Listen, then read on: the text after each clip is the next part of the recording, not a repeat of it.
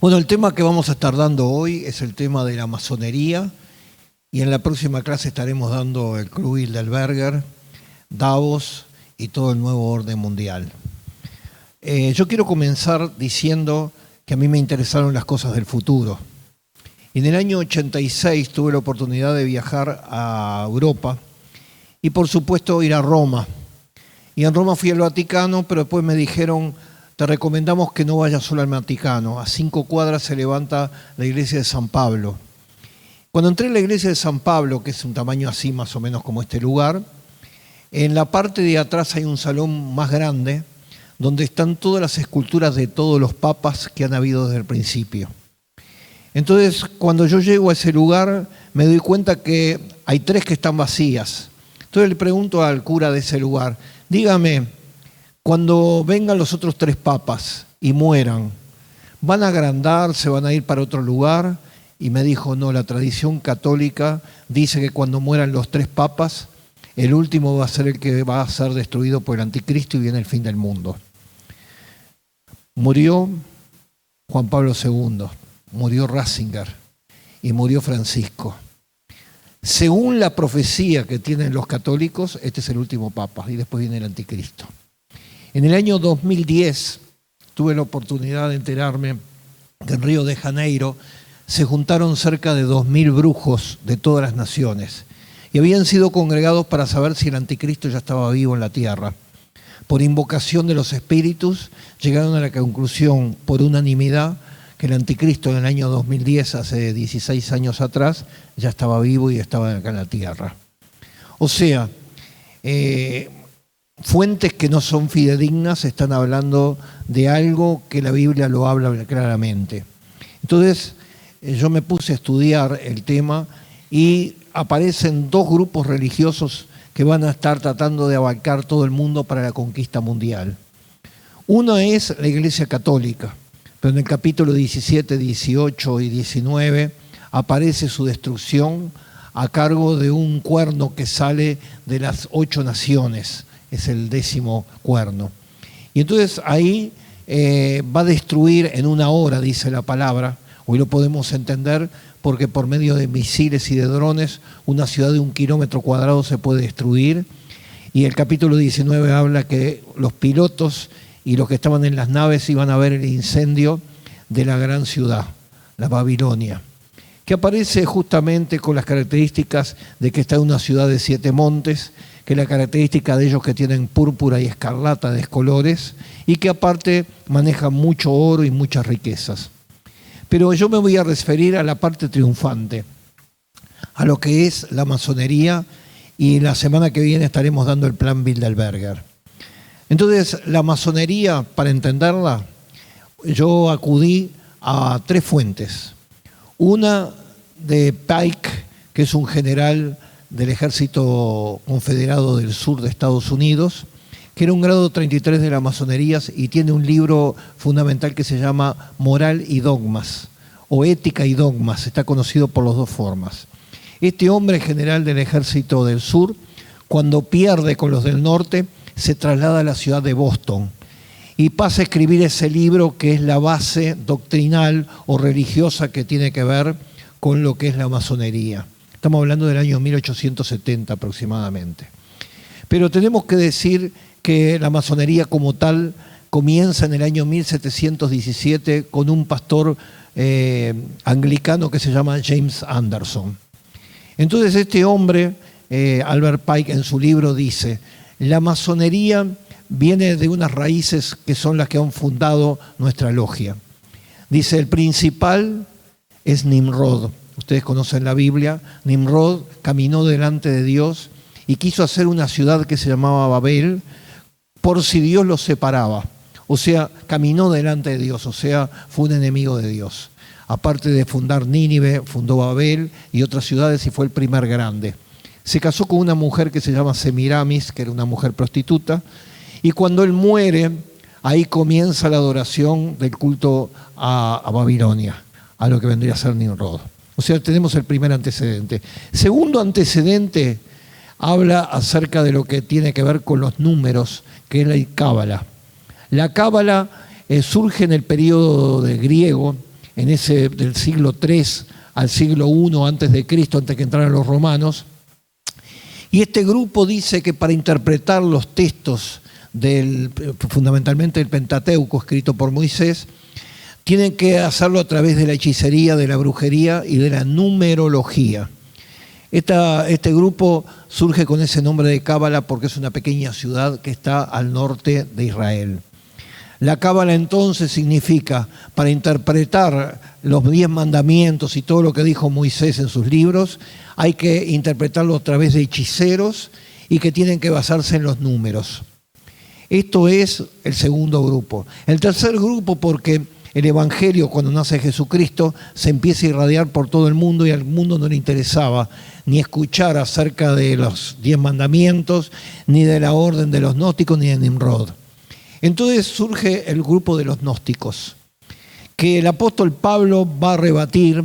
Esto surge en Colosas, con la carta de los colosenses, donde Pablo habla bien claro acerca de la deidad de Jesús. Entonces quiero hablarle porque de los gnósticos están también en nuestro país y están en todos los lugares, el movimiento gnóstico. El movimiento gnóstico decía que en el cielo estaba Dios y tenía 2 hijos, uno que se llamaba Adonai y el otro se llamaba Satanael. Resulta que como Satanael quiso hacerse igual de Dios y se quiso adorar, fue expulsado del cielo y vino a la tierra, donde creó al hombre a imagen y semejanza y levantó la serpiente como su sumo sacerdote. En vista Dios de lo que estaba pasando, envió a Adonai y fue vencido en una cruz, pero como es Dios, esta parte de la deidad, fue ascendido al cielo y está allá arriba. El que está gobernando la tierra es Satanael. Así que esta es la otra versión acerca de los gnósticos. Cuarto punto, los caballeros cruzados. En el siglo XI aproximadamente el control de todo lo tenía la Iglesia Católica. Pero viene un periodo de mucha hambruna y cuando hay hambre se producen guerras. ¿Por qué? Porque el que tiene comida se forma un ejército, lo ataca y le saca toda la comida. Para evitar ese desorden, forma el Papa de aquel entonces un ejército formado por todas las ciudades-estados que habían ahí. Y surge la primera orden de cruzados, que llegan para cuidar a todos los turistas o todas las personas que van a hacer peregrinaciones a la gran ciudad de Jerusalén, que estaba conquistado por los árabes. En la primera y segunda luchan y logran conquistar la ciudad de Jerusalén. Recordemos, los caballeros templarios recibían dinero de paga de parte del Vaticano o de Roma, porque en ese momento el Vaticano no existía, del papado, pero al mismo tiempo le cobraban a todos los que iban a visitar o a hacer su peregrinación a la gran ciudad, le cobraban un dinero. Conclusión, los caballeros templarios empiezan a tener muchísimo dinero. Entonces ahí se empiezan a juntar con determinadas órdenes que vienen de la India, que vienen de Egipto, y fundamentalmente un grupo que se llaman los asesinos. Era un grupo árabe que estaba formado por 33 grados. Entonces esa gente decía, si tenés el poder militar, el poder económico y el poder político, podés gobernar el mundo. Entonces estos caballeros templarios pusieron como normas para integrar el grupo de los caballeros templarios que tenían que maldecir el crucifijo, escupirlo, insultar al nombre de Jesús y sellarlo todo con relaciones homosexuales. Todo esto venía en parte porque los caballeros templarios empiezan a comprar las ciudades-estados. Recuerden que en aquella época no habían países. Entonces conquistan Nápoles, conquistan una gran cantidad de ciudades que estaban en Europa y se apoderan de los 2000 más o menos en señoríos feudales. Recuerden que Europa estaba dividido en señoríos feudales que tenían 10.000, 15.000 hectáreas. Entonces ellos las compraron. Y aparte se apoderaron de todos los bancos de aquel momento para dar el golpe. Cuando ya estaba todo armado, Dios, que sabía el orden que tenían y de lo que estaban procurando, permite que un hombre llamado Saladino, un capitán árabe, general árabe, vence a los templarios, vence a las órdenes cruzadas y los expulsan directamente desde Jerusalén. Cuando ellos llegan allá a Italia, el Papa lo recibe con grandes honores, pero en ese momento estaba de rey Felipe el Hermoso en Francia. Y Felipe el Hermoso sabe todas estas cosas de que para integrar las órdenes de los cruzados tenían que maldecir el nombre de Jesucristo, escupir el crucifijo y tener relaciones homosexuales. ¿Y cuál era el plan? Conquistar el mundo. Eso se lo transmite al Papa Bonifacio, y Bonifacio no lo cree, pero recuerden que la Inquisición tenía un método de tortura muy grande. Y agarran un hombre llamado Jacques de Molay, al cual torturan y él confiesa antes de morir que era así, que eso era lo que practicaban. Les digo el orden de Jacques de Molay porque la orden de las mujeres dentro de la masonería se va a llamar Jacques de Molay. Ahora bien, todas estas historias cuando los meten presos y los persiguen son captados por el rey de Portugal que practicaba la brujería y la hechicería, pero ellos desaparecen de la escena porque ya no quieren conquistar el mundo. Pero el rey de Portugal recibe todo ese dinero que tenían de ellos, o sea que Portugal se transforma en un país importante. Ahora bien, la masonería siguió funcionando y ustedes van a ver templos del siglo V, VI y VII cuando van a Europa, que van a ver el triángulo con el ojo que todo lo ve. Y uno dice, ¿qué está haciendo esto de una iglesia católica? Porque ellos tenían gente que dibujaba, que estaban infiltrados dentro de ellos, y el orden de la que se llama masonería, masón, quiere decir artesano. Entonces los artesanos que tenían esas ideas dejaron marcas que hoy lo pueden ver cuando uno va a Europa y va a determinadas catedrales del siglo IV, V, VI y VII, que van a decir, ¿qué pasa con estos dibujos del triángulo y del ojo que todo lo ve? Bueno, el grupo empieza a continuar a escondidas, pero manejándose a través del intelecto y a través de los escultores, pintores y escritores. Hasta que en el año 1717 estaban la monarquía ilustrada. Los monarcas de aquella época, de Francia, España, Bélgica, Holanda, Inglaterra, querían intelectualizarse y saber de estas cosas. Aprovechan entonces los masones de aquel entonces a tratar de meter esas ideas. Y entonces, en el año 1717, cuando ya tenía todo ordenado, James Anderson se va a Jerusalén, tienen contacto con la gente de la India, con la gente de Egipto, y se viene con el orden que tenía el grupo de los asesinos árabes, que estaba subdividido en 33 grados en determinados órdenes. Entonces, con la gente importante de los reyes de España, de Inglaterra, de Francia, de todos ellos, comienza a generar lo que se llama la masonería. Y entonces también a todas las personas que eran poderosas económicas, por ejemplo, los dueños de los bancos, la gente intelectual, voy a citar algunos nombres. La banca Rothschild, por ejemplo, que manejó Europa hasta hace poco, eran ganados por la masonería. Músicos como Mozart. Mozart tiene un tema que es un himno dentro de la masonería. Tenemos Fausto, el libro Fausto, también escrito por Goethe, el alemán, en la cual habla luz más luz, y ese era considerado masón.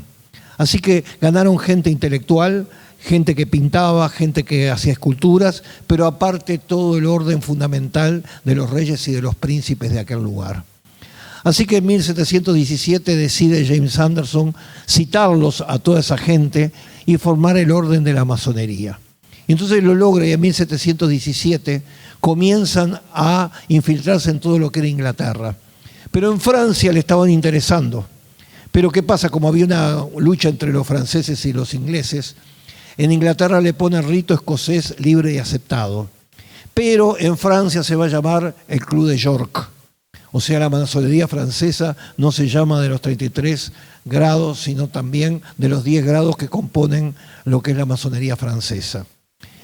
Se extiende al resto de Europa. En Alemania ganan a un hombre que era un monje, que justamente este hombre tenía unas ideas de conquista y dijo, para conquistar el mundo, que es la idea básica, tenemos que ganar los grados 33 y formar una asociación que se llaman los Iluminados de Baviera. Y de ahí viene el término Illuminati, que mucha gente pregunta, ¿qué son los Illuminati? Este hombre dice, tenemos que conquistar el mundo. Ya tenemos el poder político, el militar, el económico y el religioso. Este hombre manda cartas para todos para dar una hora, un golpe en toda Europa. Pero ¿qué pasa? Como Dios lo impidió porque no era el momento, un rayo cae con el hombre que llevaba los mensajes a todos los lugares y el hombre muere y descubren las cartas y entonces se desarma todo lo que es ese grupo. Pero este hombre había dicho que teníamos que formar un país y una idea política muy grande para conquistar. La Revolución Francesa, formada por la masonería. Los términos de fraternidad, igualdad y todo eso son bases fundamentales de la moral que tiene la masonería. O sea, la Revolución Francesa, Rousseau, Voltaire, Diderot, son fundamentales dentro de la masonería de Francia. Pero este hombre dijo, tenemos que generar un país que irradie nuestros movimientos y nuestra fe. Y entonces dice, ese país es Estados Unidos, que recién estaba funcionando. Entonces, fíjense, yo estuve en la ciudad de Filadelfia el año pasado, y en la ciudad de Filadelfia, frente al lugar donde se grabó la Constitución, donde se firmó la Constitución, está uno de los templos masones más grandes que hay en Estados Unidos. Y en el frente de ese lugar de la logia masónica aparecen dos esculturas. Y entonces en una de ellas está George Washington, que llegó a ser el grado 6, y también el tercer presidente de Estados Unidos, que llegó al grado 33. Así que dice ahí adelante, nuestros dos grandes discípulos que forjaron la revolución norteamericana en este país son nuestros directos masones y está la escultura ahí enfrente. Así que la masonería conquista Estados Unidos y Estados Unidos ha sido, desde aquella época, su gran mayoría de los presidentes han sido masones. Pero Albert Pike dice, nuestra masonería es la verdadera y auténtica religión.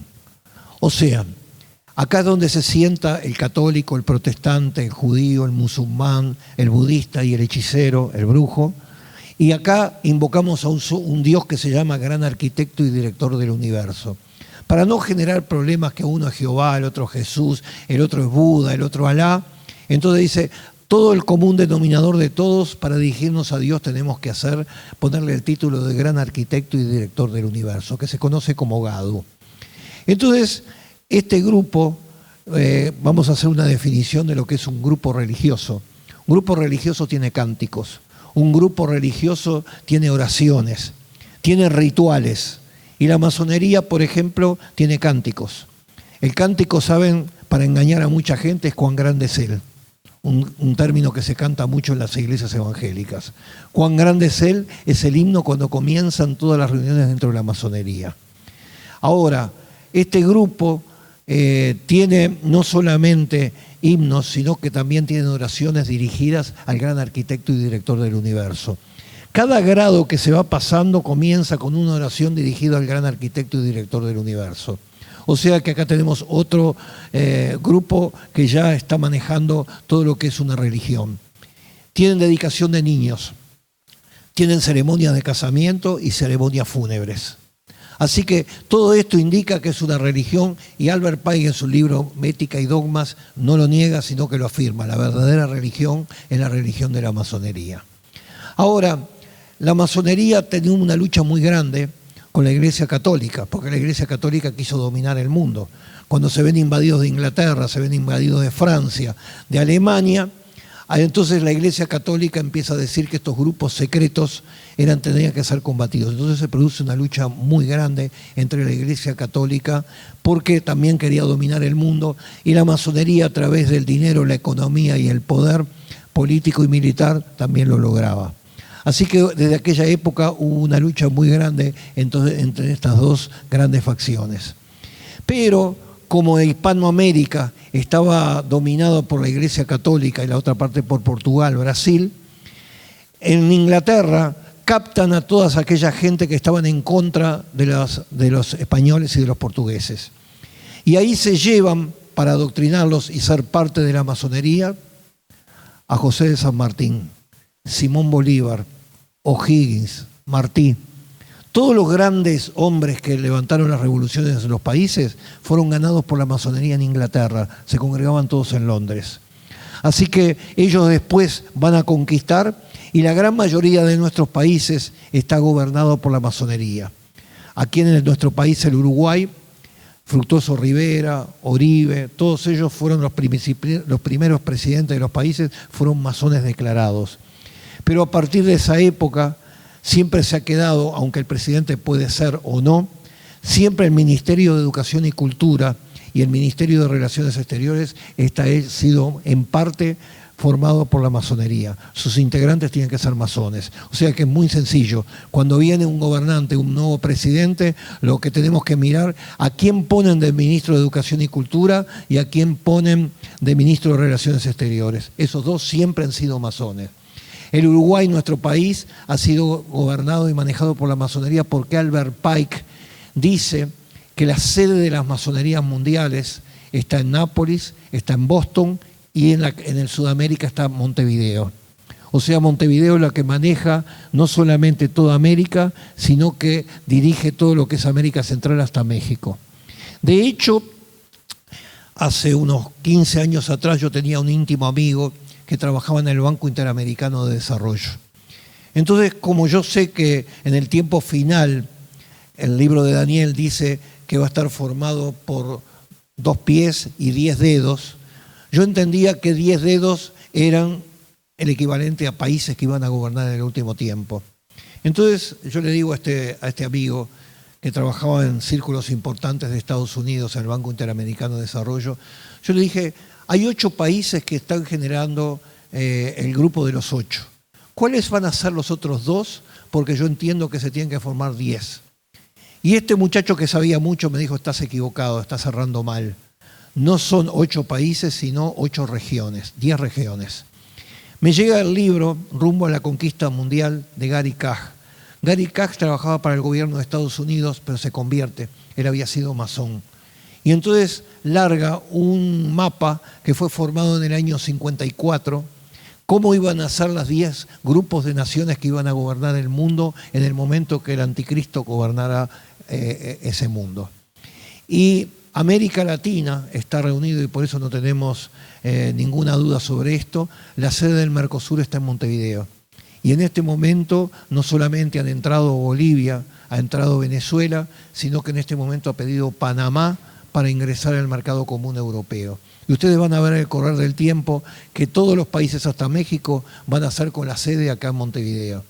Y en el Uruguay hemos tenido la gran mayoría de los presidentes que han sido de la masonería, de los 2 grupos, del rito escocés libre aceptado, que tiene que ver con Inglaterra, o del grupo de York, de Francia, de la cual, por ejemplo, el más conocido, que él lo declaró, por eso utilizo la palabra del mismo, que fue Tabaré Vázquez, que integraba el grupo de York.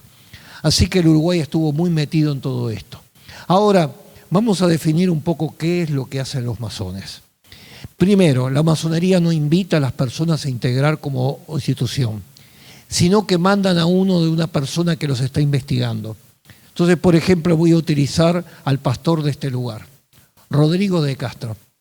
Tiene un grupo con 2 iglesias, tiene a su mando un grupo de gente que son 50 en un lado, 20 en otro.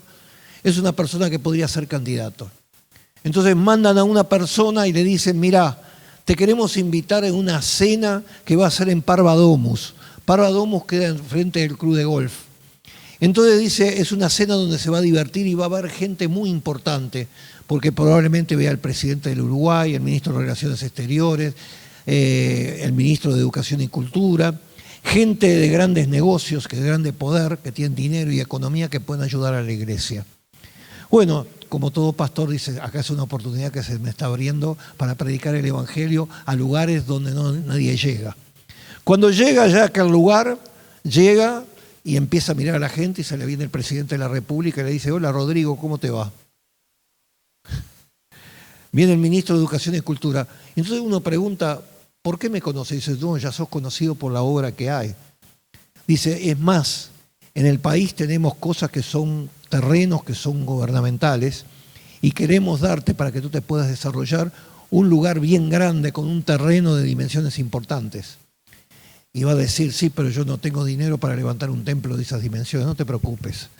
Llaman a uno de los que tienen las barracas principales, los que producen hierro, los que producen Portland. ¿Qué necesitas? Te mandamos los camiones y podés hacer la obra con la ayuda nuestra. Si el gobierno te cede eso gratuitamente, nosotros podés contar con nosotros. Y entonces la persona se va muy contenta.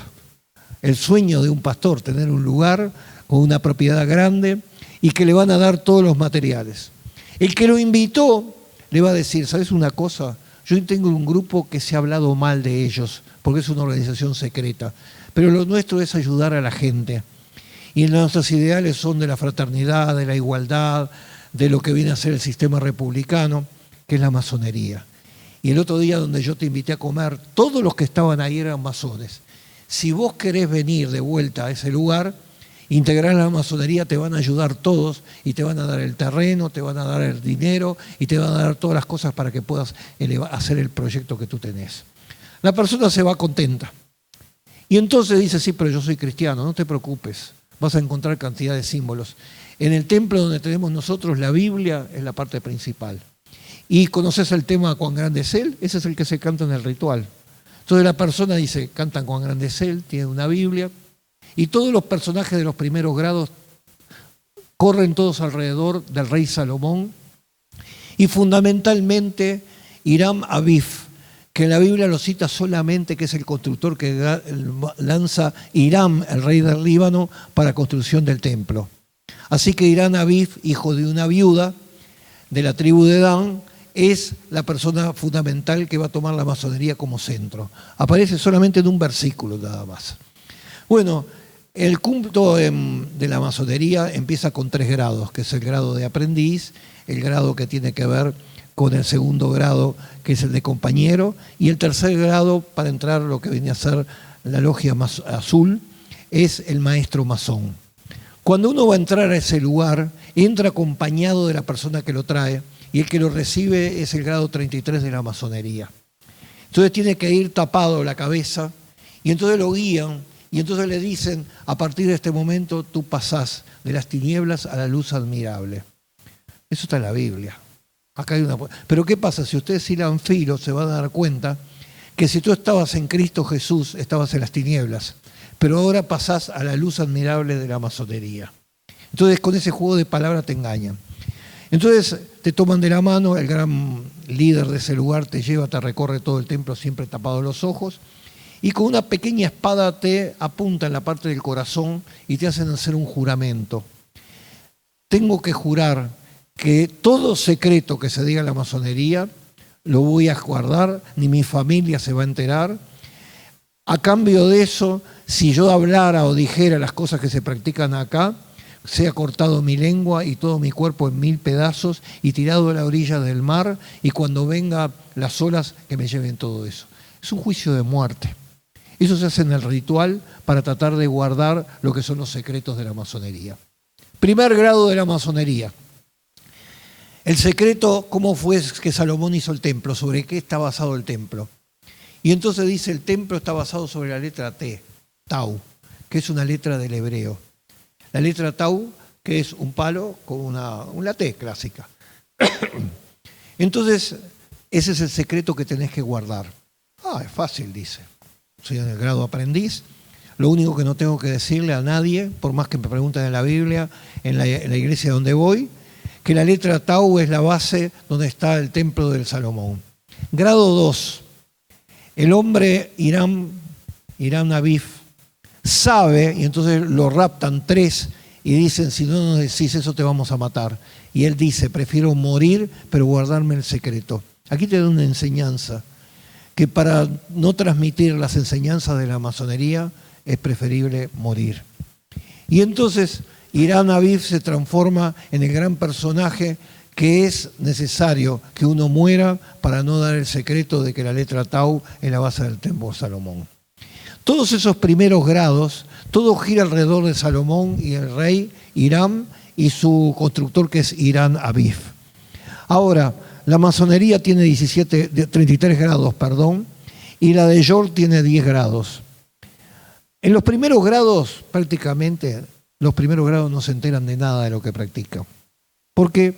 Porque están en grados de aprendiz y lo único que se hace son trabajos que ellos le llaman talleres, en una mesa donde enseñan cómo desarrollar su parte intelectual, su parte moral, todo eso en los primeros grados. Hay una gran cantidad de gente que integra el grado 3, 4, 5, 6, 7 y 8, 9, que nunca se entera de lo que se hace en la masonería en los grados altos. Pero por el otro lado hay una masonería visible y otra que es invisible. Los grados 30 al 33, este hombre, Albert Pike, dijo, tienen que saber que el verdadero Dios que gobierna el mundo es Satanael, no es Adonai.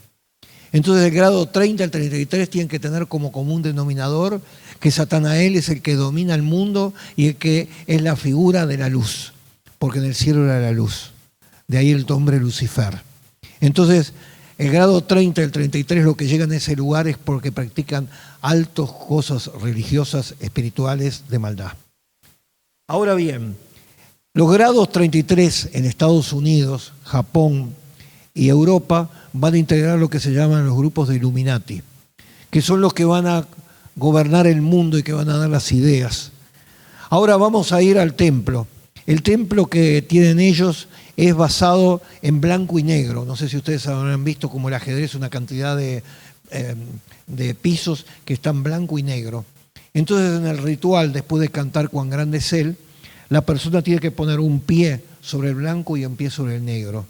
¿Por qué? Significa Satanael y Adonai. Satanael es el blanco, Adonai es el negro. Pero entonces, como los dos son dioses, tenemos que poner el pie sobre el bien y el pie sobre el mal. Y ahí comienza el ritual. ¿Se acuerdan que en el templo de Salomón habían 2 columnas? Esas 2 columnas están en ese lugar. Booz y Joacás. Esas 2 están en ese lugar. Pero con una diferencia, el templo siempre tiene que apuntar hacia la salida del sol. Porque el sol es el símbolo donde se adoraban los pueblos paganos. Ustedes van a mirar, Babilonia, por ejemplo, adoraban al dios Baal. En Egipto, al dios Ra. Todos ellos tienen por común la adoración al sol. Pero, si ustedes van a ver, en todos los lugares donde hay un obelisco, es una señal de la persona que practicó la masonería. Yo los invito a que ustedes vayan, por ejemplo, a los cementerios de los lugares donde están, y van a ver lugares donde aparece una cruz, una virgen, bueno, esos son católicos. Pero después donde vean una pirámide, ahí se va a dar cuenta que esa persona era un masón. Y ellos exigen de que en el lugar donde los vayan a enterrar, levanten un obelisco. Ese obelisco, que es una base que está marcado en todos los países hay obeliscos, acá en nuestro país también, el obelisco tiene un significado que es el pene del dios Sol, que viene a la madre tierra a fecundarla. Entonces ese es el símbolo que está en todos los lugares. Incluso el Vaticano, ustedes van a ver, hay un obelisco grande en la plaza, lo que vendría a ser la plaza de San Pedro, que en el año 1100 tuvieron que meter a 900 personas para trasladar, porque lo trajeron desde Egipto, para correrlo a un lugar porque no daba para la construcción de lo que es el Vaticano hoy día. O sea que hubo gente que se infiltró también dentro de la iglesia y puso uno de esos rituales. Así que ellos han marcado todas las naciones con su sello. Y si ustedes van a ver el billete del dólar tiene el triángulo del ojo que todo lo ve y dice Nuevo Orden Seculorum, que quiere decir traducido Nuevo Orden Mundial. Eso fue hecho por el presidente Franklin Delano Roosevelt en el año 33. Porque Franklin Delano Roosevelt, que firma el Club de Yalta, junto con Churchill y Stalin, los 3 eran masones de alto grado. Pero el mayor de todos los grados era Stalin. Por eso que cuando se hizo el Pacto de Yalta, dijo, esta parte de Europa me pertenece a mí, y se la concedieron por el grado mayor. Pero Churchill y Franklin Delano Roosevelt eran grados, y entonces pactaron las naciones con el billete del dólar. En el otro lado ha sido pactado las naciones con el famoso obelisco que lo tenemos acá en el Uruguay. Pero si ustedes entran a mirar las calles y las avenidas, se forma un triángulo que está marcado por la Casa Presidencial con la puerta de la Ciudad Vieja que daba para el otro lado, pero como el sol sale por allá, le cambiaron y lo pusieron para aquel lado para generar un lugar que tiene que ver como un templo. Si ustedes continúan esa línea se van a encontrar con el obelisco. Pero para cerrar ese triángulo, la Plaza del Ejército está con esa columna también puesto ahí. Y ustedes cierran ese lugar y tenemos un triángulo. Yo he recorrido muchísimos países y donde yo quiero que me lleven a un lugar donde hay un obelisco. Y en todos los países, en la Argentina, por ejemplo, está en la Avenida de Mayo. En Washington está uno. En todos los lugares, en las grandes ciudades, está un obelisco que es los masones que dijeron, aquí estamos nosotros y acá pactamos la ciudad. Ahora bien, la masonería se ha desarrollado en la conquista del mundo. Y no voy a entrar, pero en la próxima clase probablemente mencione todo esto. Los planes y el proyecto de conquista del mundo es lo que estaba dado en sus principios, con los caballeros templarios. Si tienen la economía, tienen las artes, tienen la política, tienen el grupo religioso, ya tienen todo para conquistar el mundo. Pero por el otro lado tenemos el grupo de la Iglesia Católica que está en la misma lucha de hace más de 2 o 3 siglos. Desde el 1717 hay una lucha constante entre ellos. ¿Por qué? Porque el plan y la final está en la conquista del mundo. Así que la masonería tiene rituales religiosos y son los que elaboran y conquistan el mundo. ¿Por qué? Porque las personas que van a tratar de captarlo son gente que tiene poder político, poder militar y poder económico. Por eso cualquier persona no va a ser integrada ni llamada para entregar la masonería. Tiene que ser una persona destacada y sobre todo que tenga arrastre con mucha gente que los conozca. Ahora bien, la masonería tiene unos grados que son los que manejan todo. El grado 33 es el sumo. Ahora voy a tocar un tema que es muy importante. Los masones tienen la obligación para crecer de grado de ayudarse unos con otros. Entonces voy a poner un hipotético caso. Yo me voy, soy masón y voy a hacer un viaje a Nueva York. Y le quiero regalar a mi esposa un anillo de brillantes que sale $1000. Entro al lugar y dice $1000, yo necesito una rebaja. Quiero hablar con el dueño de este lugar. Entonces le dice el hombre, ¿quién es usted? Y entonces el hombre le dice, yo soy una persona que vengo del Oriente y voy al Occidente y después vuelvo al Occidente y vuelvo al Oriente. Cuando le dice eso, el dueño, que supuestamente es masón, le va a decir, este es mi hermano.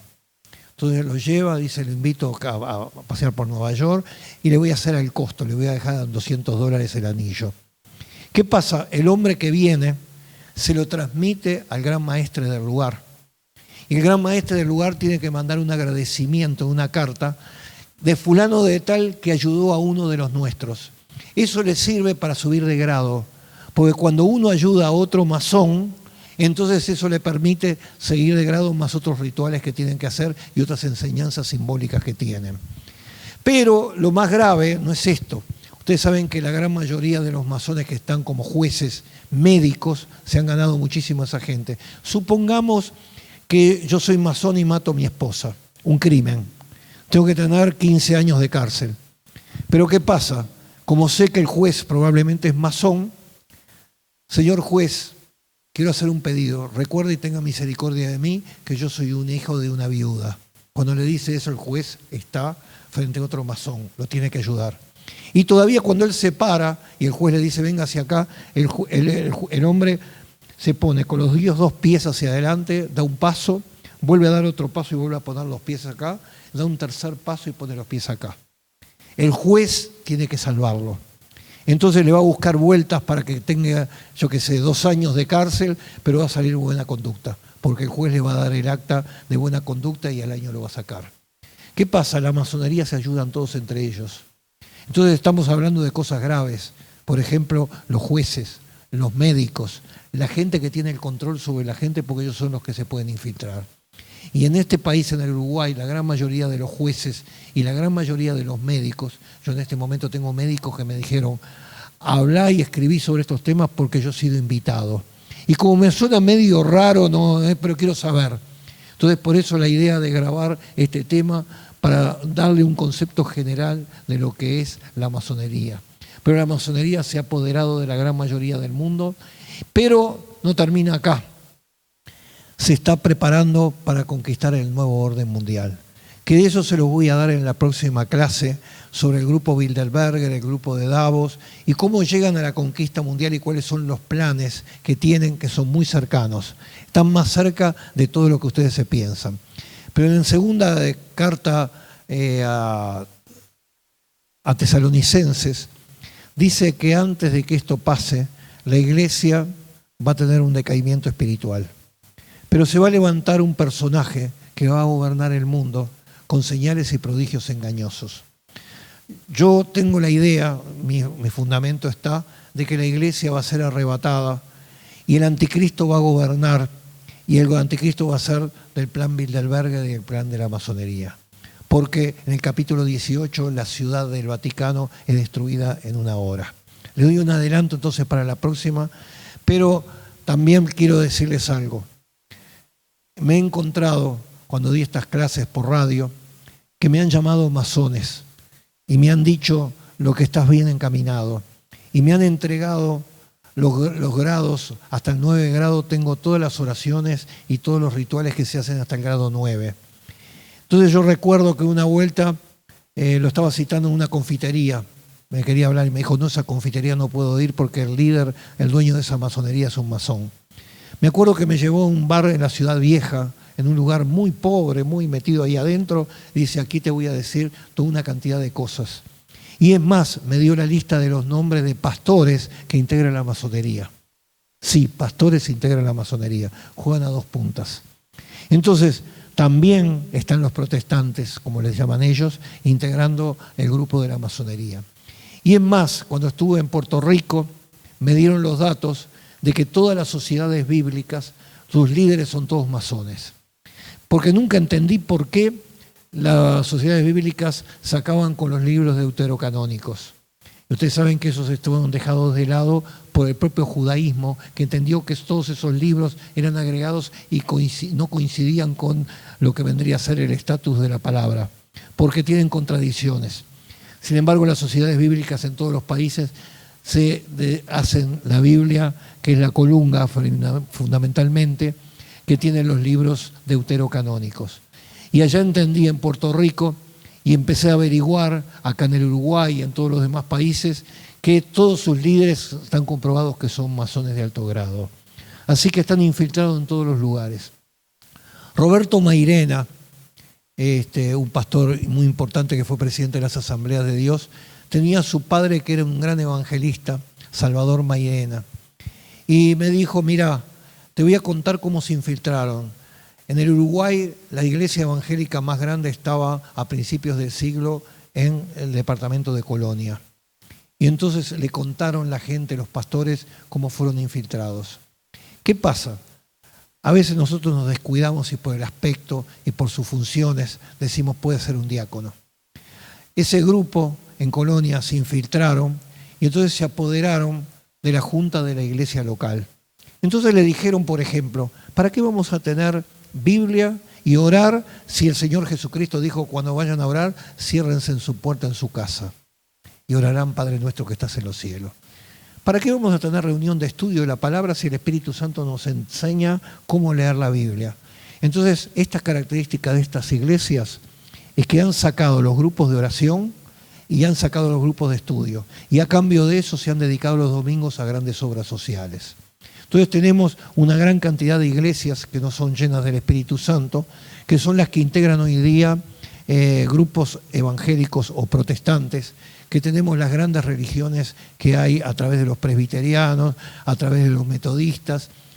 Habrán excepciones, bautistas del sur, que integran la masonería, porque tienen todas estas características. Entonces van a encontrar que hoy día esas iglesias tienen líderes que son homosexuales, líderes que son lesbianas, apagaba de una gran denominación, una líder que se denominó lesbiana es la que está al frente de una gran denominación.